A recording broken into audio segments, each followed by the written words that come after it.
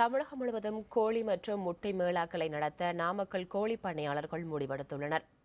பறவை காய்ச்சல் பீதியால் கறிக்கோழி மற்றும் முட்டை விலை கடுமையாக சரிந்ததை அடுத்து பொதுமக்களின் அச்சத்தை போக்க இதுபோன்ற நிகழ்ச்சிகளை நடத்த அவர்கள் முடிவெடுத்துள்ளனர். அண்மையில் கேரள மாநிலத்தில் பறவை காய்ச்சலால் வாத்துக்கள் உயிரிழந்ததை அடுத்து அங்கிருந்து லட்சத்துக்கு மேற்பட்ட வாத்துக்கள் அளிக்கப்பட்டன.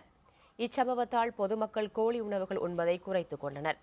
இதனால் கறிக்கோழி விலை பாதியாக சரிந்ததை அடுத்து அம்மாநில அரசு விழிப்புணர்வு நிகழ்ச்சிகளை நடத்தி வருகிறது.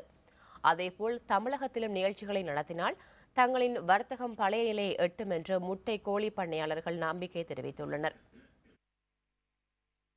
சிக்கன் சாப்பிடல முட்டை சாப்பிடல யாருமே பயப்பட வேண்டியதில்லை. அது ரெகுலராக எப்போ இருக்கிற மாதிரி கண்டிப்பாக அது சாப்பிடலாம். பயப்பட அவசியம் இல்லை. தமிழ்நாட்டில் இந்த மாதிரி ஒரு டிசீஸ் வரதுக்கு வாய்ப்பே இல்லை.